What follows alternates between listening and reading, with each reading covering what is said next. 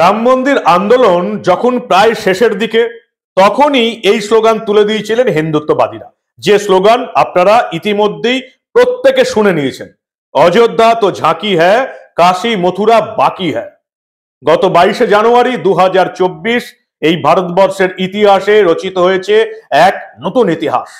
রাম মন্দির তৈরি হয়ে গেছে অযোধ্যায়।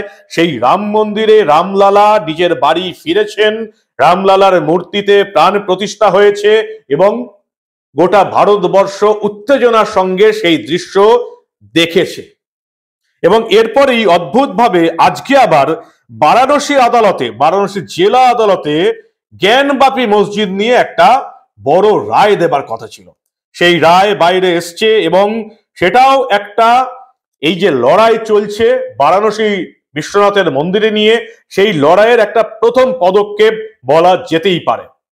বারাণসী, মথুরা, কাশী, বৃন্দাবন নতুন করে আবার লড়াই শুরু হয়েছে হিন্দুত্ববাদীরা, এবং এই অযোধ্যায় রাম মন্দিরে রামলালার প্রাণ প্রতিষ্ঠা যে এই লড়াইয়ের মাত্রাকে আরো জোরদার করেছে সেটা আর বলার অপেক্ষা রাখে না। কি হলো আজ বারাণসী আদালতে আজকে কি হলো সবটা শোনাবো, দেখাবো। এই গুরুত্বপূর্ণ প্রতিবেদন শেষ অবধি দেখুন। আমি মানব, দা নিউজ বাংলায় আপনাদের স্বাগত জানাচ্ছি।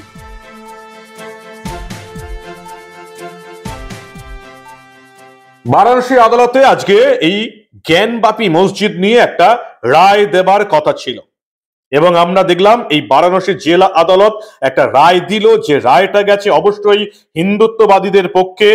রায় হয়েছে আজকে যে হিন্দু এবং মুসলিম দুপক্ষই পাবে। জ্ঞানবাপী মসজিদে যে এএসআই সমীক্ষা করা হয়েছিল, যে রিপোর্ট মুখ বন্ধ করা খামে বারাণসী জেলা আদালতে জমা পড়েছে। এএসআই আর্কিওলজিক্যাল সার্ভে অফ ইন্ডিয়ার যে সমীক্ষার রিপোর্ট তা জমা পড়েছিল বারাণসী জেলা আদালতে। সেই রিপোর্ট এবার হিন্দুত্ববাদী এবং মুসলিম ধর্মের পক্ষপাতী যারা আছেন দুপক্ষকেই এই রিপোর্ট হাতে তুলে দেওয়া হবে, এমনটাই রায় দিয়েছে বারাণসী জেলা আদালত। তারা পরিষ্কার জানিয়েছে ভারতীয় পুরাতত্ত্ব সর্বেক্ষণ আর্কিওলজিক্যাল সার্ভে অফ ইন্ডিয়া বা এএসআই এর যে রিপোর্ট প্রকাশ্যে আনার জন্য হিন্দু পক্ষের আবেদন সংক্রান্ত মামলার রায় আজকে বুধবার, সেই বুধবারই মামলার রায় ঘোষণা করলো বারাণসী জেলা আদালতের বিচারক অজয় কুমার বিশ্বাস। এবং রায় দেওয়া হয়েছে এই রিপোর্ট মুখ বন্ধ করা খামে যে রিপোর্ট পেশ করেছিল বারাণসী জেলা আদালতে এএসআই, সেই রিপোর্টের কপি প্রত্যেক পক্ষকেই দেওয়া হবে। হিন্দুত্ববাদী পক্ষের তরফে এই রিপোর্ট প্রকাশ্যে আনার জন্য আদালতে আবেদন জানানো হয়েছিল। শুনানি পর্বের শেষে গত 6ই জানুয়ারি রায়দান স্থগিত রাখার কথা ঘোষণা করা হয়েছিল। জেলা বিচারক অজয় কুমার বিশ্বাস এই রায় স্থগিত রেখেছেন। বুধবার এই রায় ঘোষণা হয়ে গেল। কি অদ্ভুত না!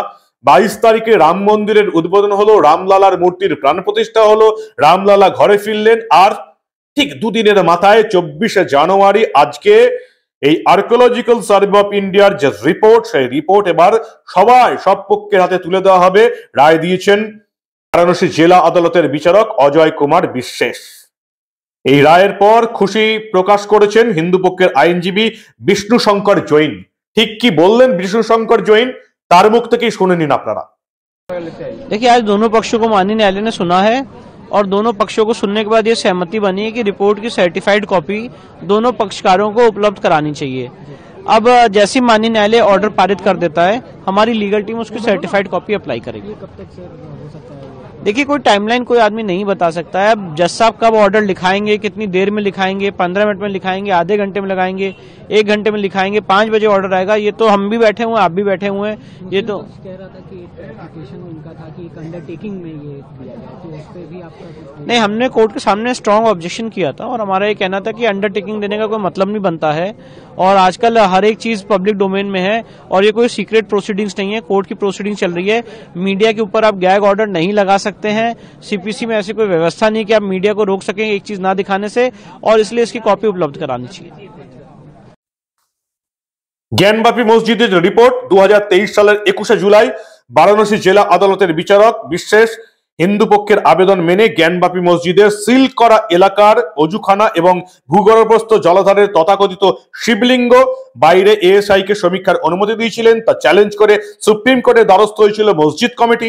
গত 24শে জুলাই সুপ্রিম কোর্টের প্রধান বিচারপতি ডিওয়াই চন্দ্রচূড়ের নেতৃত্বাধীন 3 বিচারপতির ডিভিশন বেঞ্চ 48 ঘন্টার জন্য বারাণসী জেলা আদালতের নির্দেশের যে জ্ঞানবাপী চত্বরে যে প্রত্নতাত্ত্বিক সমীক্ষার যে নির্দেশ তার উপর স্থগিতাদেশ দিয়েছিল, যদিও তারপরে এলাহাবাদ হাইকোর্টে আবেদন করার নির্দেশ দিয়েছিল শীর্ষ আদালত। এলাহাবাদ হাইকোর্ট গত 3রা আগস্ট এই আঞ্জুমান ইন্তেজামিয়া জ্ঞানবাপী মসজিদ কমিটির আবেদন খারিজ করে এএসআই সমীক্ষায় ছাড়পত্র দিয়েছিল। 4 আগস্ট থেকে মসজিদ চত্বরে সিল করা এলাকার বাইরে সমীক্ষার কাজ শুরু করেছিল এএসআই বিশেষজ্ঞ দল। 5ই অক্টোবরের মধ্যে আদালত রিপোর্ট জমা দেওয়ার নির্দেশ দিলেও সমীক্ষার জন্য রিপোর্ট জমা দেওয়ার জন্য সময়সীমা বাড়িয়েছে এএসআই। 2রা নভেম্বর বারাণসী আদালতকে এএসআই জানায় সমীক্ষার কাজ সম্পূর্ণ হলেও রিপোর্ট তৈরির জন্য একটু সময় চাই। বিচারক অজয় কুমার বিশ্বাস 17ই নভেম্বর পর্যন্ত সময় দিয়েছিলেন, তা ফের বৃদ্ধির জন্য এএসআই এর তরফে আবেদন জানানো হয়। শেষ পর্যন্ত ডিসেম্বরের 18 তারিখ রিপোর্ট মুখ বন্ধ করা খামে জমা পড়ে বারাণসী আদালতে এবং রিপোর্ট প্রকাশের ক্ষেত্রে বারাণসী জেলা আদালতের পরবর্তী নির্দেশের উপর স্থগিতাদেশ চেয়ে এলাহাবাদ হাইকোর্টের দ্বারস্থ হয়েছিল মুসলিম পক্ষ, কিন্তু তা খারিজ করে 6 মাসের মধ্যে জেলা আদালতকে রায় ঘোষণা করতে বলে এলাহাবাদ হাইকোর্ট। সেই সময়সীমার মধ্যেই বারাণসী জেলা আদালত বিচারক অজয় কুমার বিশ্বাস রায় ঘোষণা করলেন এবং সেই যে রিপোর্ট, এবার রিপোর্ট প্রত্যেক পক্ষকে তুলে দেওয়া হবে। রাম মন্দির তৈরি হয়ে যাওয়ার পর এবার বারাণসী মন্দিরের জন্য লড়াই শুরু হলো, নতুন করে লড়াই শুরু হলো।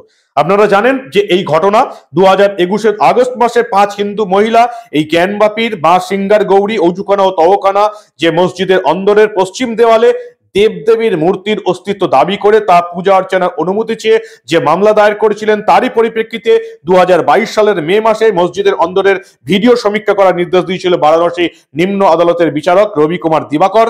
সেই সমীক্ষা এবং ভিডিওগ্রাফির কাজ শেষ হওয়ার পর 2022 সালের 20 মে সুপ্রিম কোর্টের নির্দেশে মামলার শুনানির দায়িত্ব পেয়েছিল বারাণসী জেলা আদালত। সমীক্ষা চলছে, সমীক্ষা রিপোর্ট প্রকাশ্যে এসছে। হিন্দুত্ববাদী এবং মুসলিম পক্ষ দুপক্ষের হাতেই সমীক্ষার রিপোর্ট তুলে দেওয়া হবে। কিন্তু আপনারা সবাই জানেন, ইতিহাস সাক্ষী যে বারাণসীতে সম্রাট আওরঙ্গজেব বারাণসী মন্দিরের বেশ কিছুটা অংশ ধ্বংস করে ধূলিসাৎ করে সেখানে এই জ্ঞানবাপী মসজিদ বানানো হয়েছিল।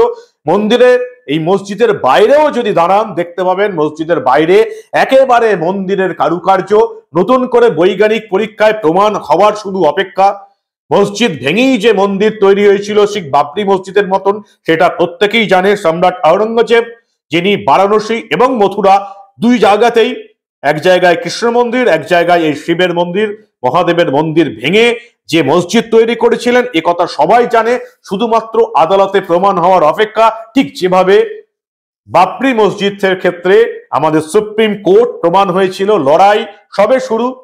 বারাণসী জেলা আদালত, এলাহাবাদ হাইকোর্ট, এরপরে দেখবেন সুপ্রিম কোর্টের 5 বিচারপতির ডিভিশন বেঞ্চ, বহু বছরের লড়াই শুরু হয়েছে, এখনো চলছে। লড়াই মাঝপথে বললেও কম বলা হবে, লড়াই একেবারে প্রাথমিক দিকে।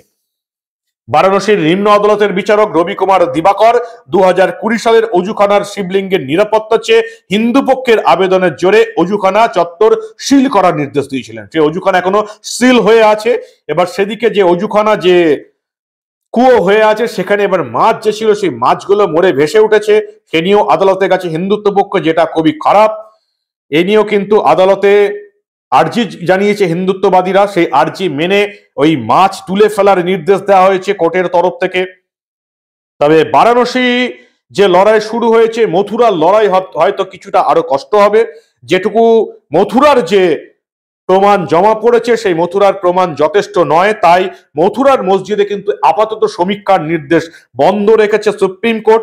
হিন্দু পক্ষের দাবি খারিজ করে মথুরার প্রাচীন কাটরা স্তূপ এলাকায় শ্রীকৃষ্ণ জন্মস্থান কমপ্লেক্সের পাশেই যে শাহী ঈদগাহ মসজিদ রয়েছে সেখানে কিন্তু আপাতত সমীক্ষা বন্ধ হয়ে আছে। মথুরার শাহী ঈদগাহকে কৃষ্ণ জন্মভূমি দাবি করে সেখানে হিন্দুত্বের প্রমাণ রয়েছে বলে হিন্দুত্ববাদীদের পক্ষে আবেদন জানানো হয়েছিল, তার সপক্ষে তেমন কোনো তথ্য প্রমাণ পেশ করা হয়নি বলেই জানিয়েছেন সুপ্রিম কোর্টের 2 বিচারপতি, বিচারপতি সঞ্জীব খান্না এবং বিচারপতি দীপঙ্কর দত্ত গঠিত সুপ্রিম কোর্টের বেঞ্চ। এবং সেই নির্দেশে বলা হয়েছে হিন্দুত্ব পক্ষের দাবিগুলি এখনো অস্পষ্ট, তার ভিত্তিতে কোর্ট কমিশনার নিয়োগ করে সমীক্ষার নির্দেশ অর্থহীন বলে জানিয়েছে শীর্ষ আদালত। অর্থাৎ মথুরার যে লড়াই সেটা আরো শক্ত হতে চলেছে। কিন্তু বারাণসীর ক্ষেত্রে আমরা দেখতে পেলাম নিম্ন আদালতের যে রায়, সেই রায় রয়েছে এলাহাবাদ হাইকোর্ট, সেই রায় রয়েছে বারাণসী আদালতের, সেই একই রকম রায় রয়েছে।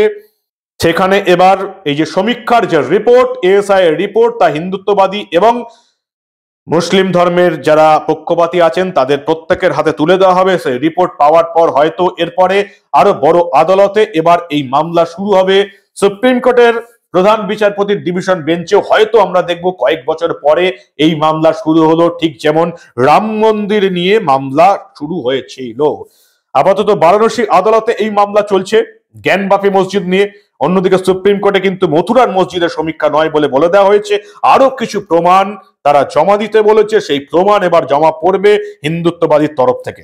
রাম মন্দির উদ্বোধনের পরেই কিন্তু এবার কাশী, মথুরা, বারাণসী লড়াই কিন্তু শুরু হয়ে গেল। তবে এই লড়াই সবে একেবারে প্রাথমিক পর্বে। নিম্ন আদালত, জেলা আদালত বা হাইকোর্টের দিকে লড়াই চলছে। আমরা জানি, আপনারাও প্রত্যেকে জানেন যে এই লড়াই আসবে সুপ্রিম কোর্টে। সুপ্রিম কোর্টের বিচারপতির বিশেষ 5 সদস্যের ডিভিশন বেঞ্চ করা হবে, ঠিক যেমন আমরা রাম মন্দিরের ক্ষেত্রে দেখেছিলাম। লড়াই অনেকটা শক্ত, লড়াই অনেক বছর চলবে, কিন্তু শেষ অবধি এখনো হিন্দুত্ববাদীরা আশা করে আছেন যেভাবে বাবরি মসজিদের জায়গায় রাম মন্দির গড়ে উঠেছে এবং সেই রাম মন্দিরের উদ্বোধন হয়ে গেল, রামলালার মূর্তি প্রতিষ্ঠা হয়ে গেল, ঠিক সেভাবেই রামের মতন ভগবান শিব এবং শ্রীকৃষ্ণও নিজের বাড়িতে ফিরতে পারবেন বলেই হিন্দুত্ববাদীদের বিশ্বাস। আর সেই লক্ষ্যেই তারা লড়াই করে চলেছেন। কি বলবেন আপনারা? আপনাদের মূল্যবান এবং গুরুত্বপূর্ণ মতামত জানান দা নিউজ বাংলার কমেন্ট সেকশনে। আর দেখতে থাকুন দা নিউজ বাংলা। আমরা আবার কোনো ঘটনায় চেপে রাখতে দেব না।